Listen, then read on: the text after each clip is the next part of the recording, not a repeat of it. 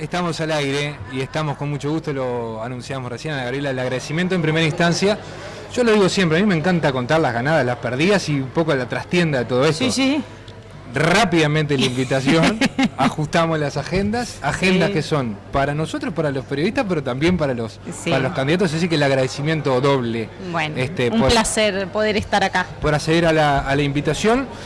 Una invitación que, como la gente ya sabe, y muchos de ustedes, los dirigentes también, bueno, se trata de esto, ¿no? De conversar de esta realidad, que yo he utilizado casi como muletilla ya, esa realidad que continúa a nuestras espaldas, porque la vida sigue de ese lado. Bueno, permitirnos un ratito para sentarnos en esta mesa y poder conversar sobre esa realidad, que la gente ve desde lugares diferentes. Sí, totalmente. Y uno de esos lugares diferentes es el sector que representás, pero también lo que lleva más allá de esa representación, que surge además de un proceso, lo que también tiene una impronta personal, sin ninguna duda. Uno no puede separar lo que es ahora por el hecho de que soy candidato. No. De alguna manera, evidentemente, que cada una de las experiencias que una va teniendo nos van modificando. Como dice Benedetti, nosotros los de entonces ya no somos los mismos. Pero evidentemente yo sigo siendo la misma. Yo te comentaba hace un rato, bueno, ando en muchas batallas porque además de la actividad en la que estamos ahora y en plena campaña política, sigo trabajando, sigo siendo mamá y teniendo una familia, etcétera. Pero bien, muy contenta de cómo estamos viviendo este proceso. Proceso que, a ver, la pregunta, se inicia desde un grupo de gente que en su momento y antes de las internas, bueno, decide apoyar a Constanza. Sí. Pero que en ese momento, no sé, capaz que es una interpretación personal, no estaba del todo claro cómo iba a ser el proceso, ni se hablaba de candidaturas. Bueno, cómo ha mutado también ese grupo, ¿no? Conforme aquel T-0 a faltando 20 días para la elección. Como bien decías, el proceso empezó con un grupo de gente que se juntó y de alguna manera se sintió convocado a partir de la candidatura de Constanza a las internas. El grupo fue, digamos, yo creo que fue como un proceso que se fue haciendo en base a los distintos momentos, ¿no? En principio no teníamos claro si nos íbamos a presentar a las internas en San José, luego dijimos de prestar todos nuestros nombres a todas las listas que a nivel nacional apoyaban a Constanza, y así fue. Y cuando la gente nos decía, bueno, y luego, y decíamos no sé, y realmente no sabíamos hasta no tener una claridad de qué era lo que queríamos a nivel local, y también un poco cómo iban a ser los lineamientos a nivel nacional después de la candidatura de Constanza en las internas. Las cosas había que ajustarlas. Exactamente. También. Y bueno, en ese proceso nosotros participamos de instancias nacionales que se hicieron, que fuimos invitados como todos los grupos que se formaron en el interior del país. Y así fue que decidimos conformarnos como una lista para el departamento. Hemos ido creciendo, por suerte, en números, en apoyo, en también distintos referentes en el interior del departamento, porque este grupo empezó siendo solamente en la ciudad de San José, y bueno, y ahora tenemos compañeros que están en Esilda, en Libertad, en Ciudad del Plata, en Ituzaingó. Y de esa manera creemos que bueno, ha sido como un proceso paso a paso, viviendo de alguna manera lo que iba aconteciendo en el presente, y en eso estamos ahora también. Uno imagina también con el objetivo claro por la pertenencia al Frente Amplio del tercer gobierno de Tabaré, pero también con un contenido, si se quiere, más en clave de grupo, que en definitiva es el Senado de Constanza, y que ese intento, en algunos casos hasta logrado, en otros no tanto, de incorporar énfasis programáticos y temas en la agenda, tengan justamente esa proyección para después de octubre o para el próximo periodo? Sí, como decíamos en otra entrevista que me hacían, el primer objetivo es que gane el Frente Amplio, evidentemente, en un tercer gobierno. El segundo objetivo es que Constanza sea senadora y en ese segundo objetivo estamos dentro de San José como el único grupo del departamento, pero también hay otros colectivos en otros departamentos y otros grupos. La lista 3311 está presente en todo el territorio, en todos los departamentos del país, que es la lista que está en San José, y se le llama la lista unitaria de Constanza, bueno, porque congregó a la mayor cantidad de grupos que la apoyan. Entonces el segundo objetivo es que Constanza sea senadora. Y el tercer objetivo, ¿por qué no disputar la diputación? Como tú decías, nosotros hemos seguido trabajando en base a los énfasis programáticos que había colocado Constanza en las internas, que son parte del Frente Amplio, del programa común del Frente Amplio, y en eso, bueno, es parte de lo que nosotros estamos transmitiendo en cada una de las actividades de la campaña que hacíamos, como es lo del Sistema Nacional Integrado de Cuidados, como son los temas de educación, como son los temas de presupuesto, rever los presupuestos en las Fuerzas Armadas, como son los temas medioambientales, como son los temas en definitiva de un país productivo pero sostenible. Los otros días estaba Pablo Urreta con nosotros y yo decía, ha tenido la característica de tratar de explicar o defender la gestión del Frente Amplio en números. Si se quiere, ustedes son la otra pata de esto y tratar de defender, pero pensar para adelante en ese programa del Frente Amplio, cuestiones que tienen que ver más con lo social, digamos, a ver, el grupo que ha hecho la actividad de explicar a cabalidad y técnicamente el Sistema Nacional de Cuidados, que uno imagina será un poco el buque insignia de este Frente Amplio, así ustedes, o sea, ¿puede ser que sean como la otra pata, si se quiere esto? Puede ser, evidentemente dentro del Frente Amplio las distintas miradas complementan, ¿no? Ahora, la oposición de temas a cifras, no estoy tan segura porque yo hace unos días atrás di unas cifras en un discurso y eso fue tomado en la prensa, que era sobre el tema de los indicadores de la reducción de la pobreza. También en los temas técnicos evidentemente tenemos que tener en cuenta las Sin cifras. Ninguna duda, pero digo, hasta si se quiere una cuestión de imagen hacia la gente. Lo que yo creo es que el planteo es, bueno, en estos primeros 2 gobiernos del Frente Amplio hubieron que abordar determinados temas urgentes, ¿no? Y bueno, por eso hubo un plan de emergencia en el primer gobierno, en el segundo el plan de equidad. Y nosotros lo que planteamos es decir, bueno, el Sistema Nacional de Cuidados es una tercer pata, es un tercer escalón en lo que es la matriz de protección social y es una profundización en los cambios, ¿no? Entonces, creemos que la mejor defensa de todo lo que se ha hecho es también mostrar lo que queda por hacer y la profundidad de esos cambios necesarios.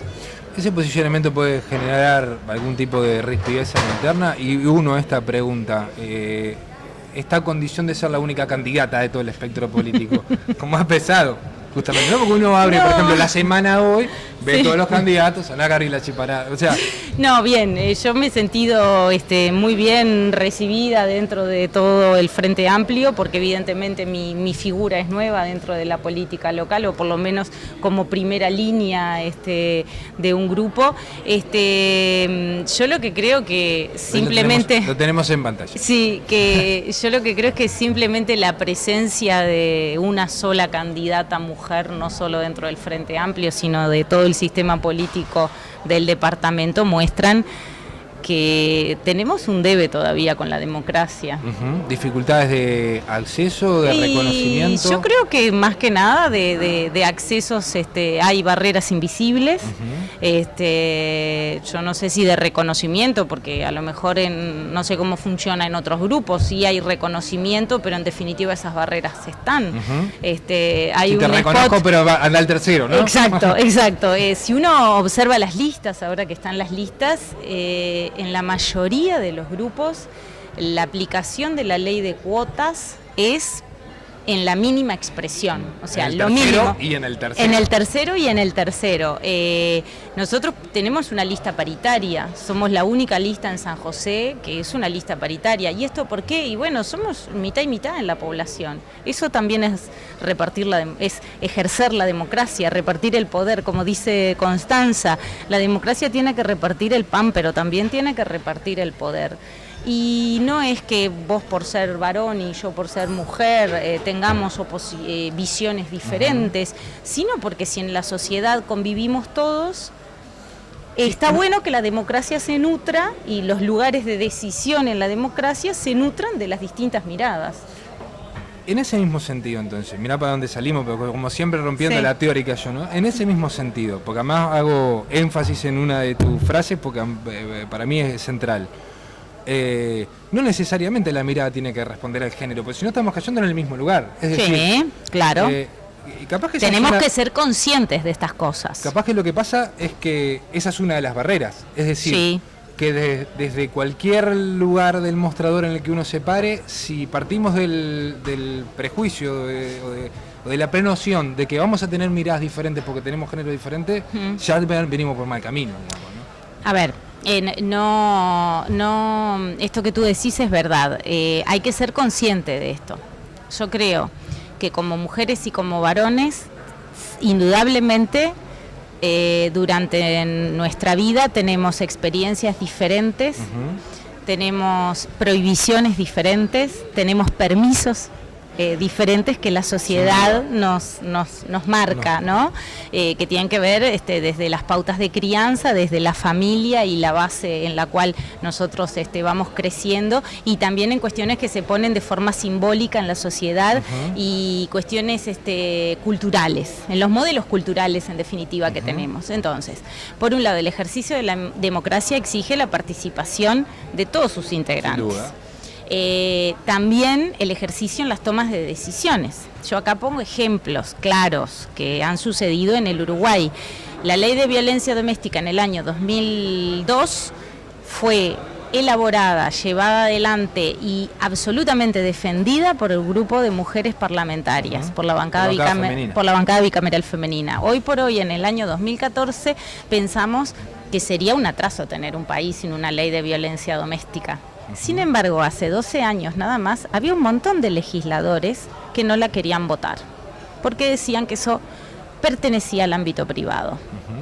Lo mismo, por ejemplo, como ha sido en este periodo, el aumento de las licencias paternales y maternales. Han sido leyes que han sido impulsadas por las mujeres. ¿Por qué? Y bueno, porque a partir de determinadas experiencias entendemos que esto es importante para la sociedad. Pero como yo digo, no nos tenemos que quedar, o sea, no es que las mujeres nos ocupemos solamente de los temas que nos preocupan a las mujeres, para nada. Pero también sobre los temas económicos, sobre los temas productivos, sobre los temas medioambientales, tenemos experiencias diferentes. No es lo mismo las mujeres rurales, la experiencia que tienen sobre una situación de sequía, que los hombres. Lo han vivido diferente. Esto Mercedes Santía lo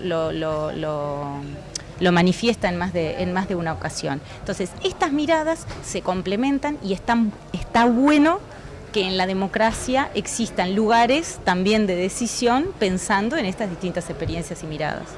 Los candidatos de la hoy oposición y que están pugnando por los mismos lugares, por decirlo de alguna manera, han centrado, si se quiere, la campaña en temas como la seguridad y también la educación.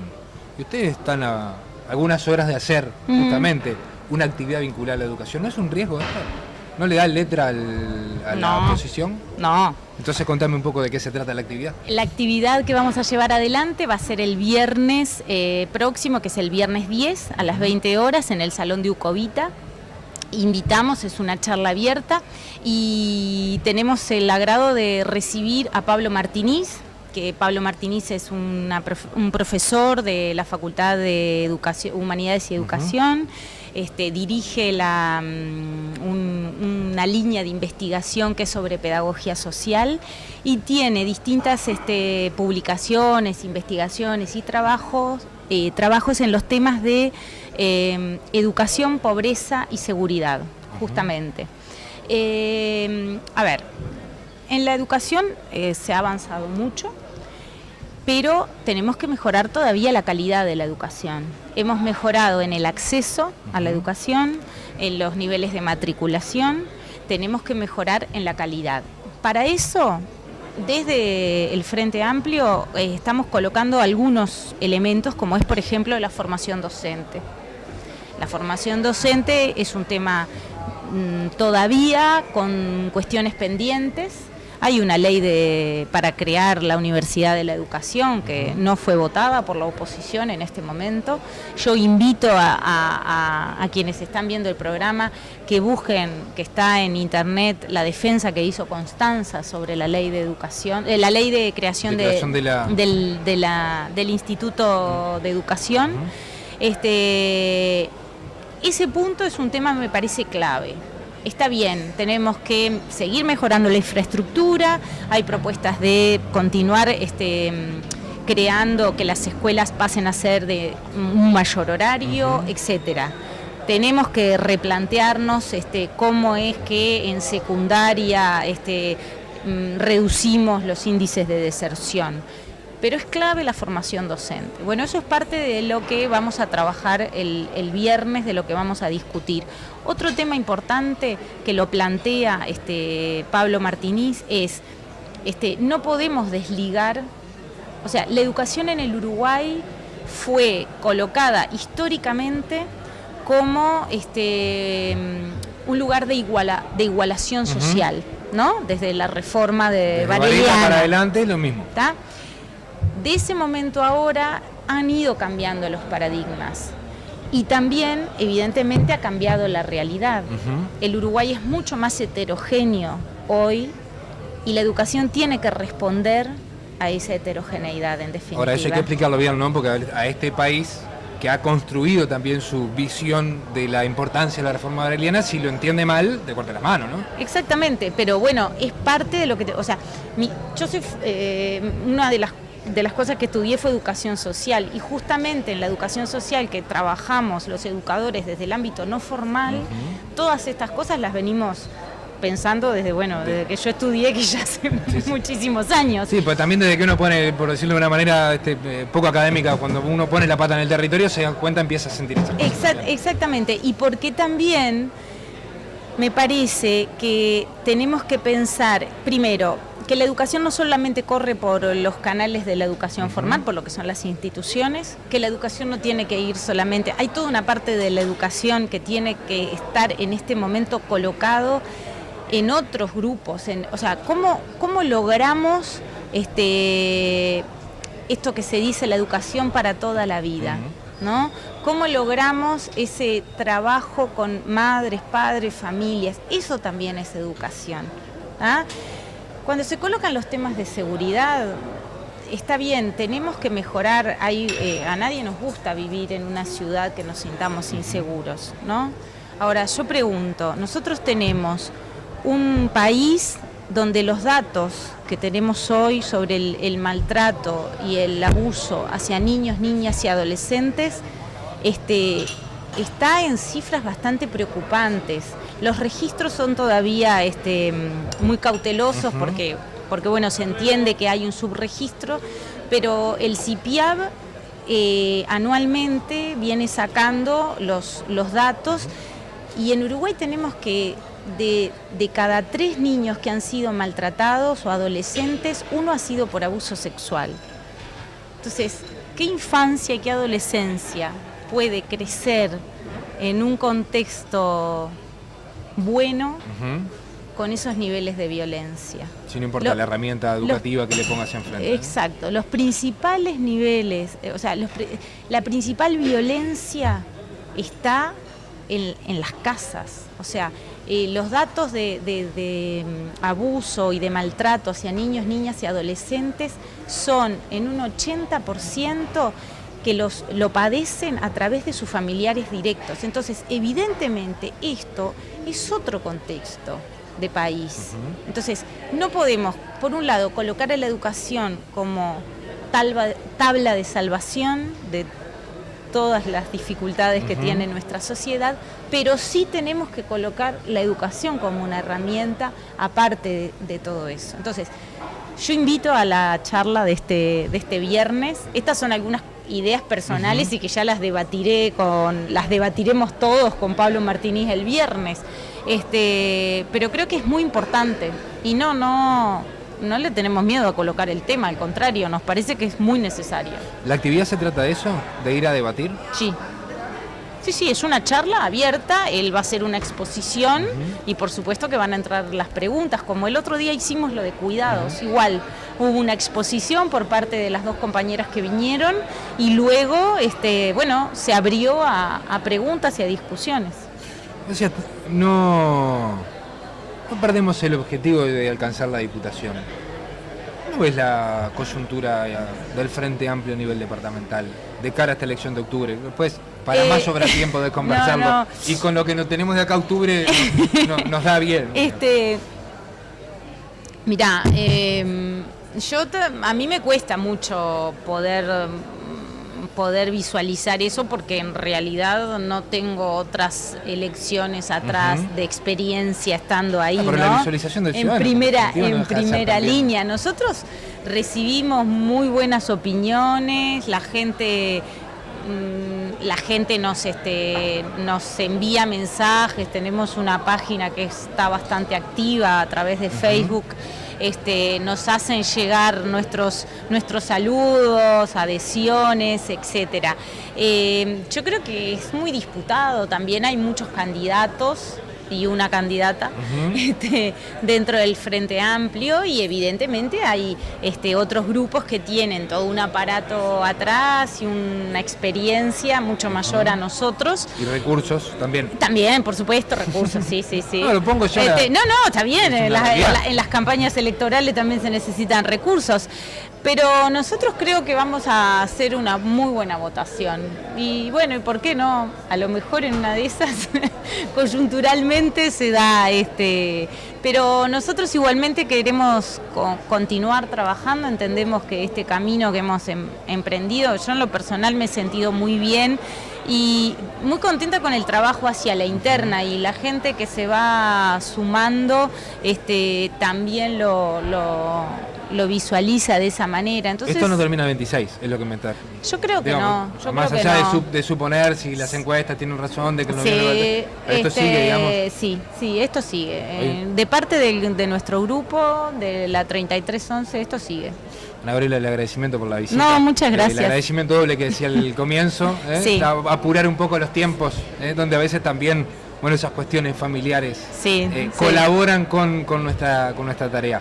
Gracias por venir. Muchas gracias. Dale. Hacemos la pausa, estamos en la pantalla de Canal 3, 13 horas con 5 minutos. La pausa, les decía, estamos en Entre Líneas en vivo desde el Club San José.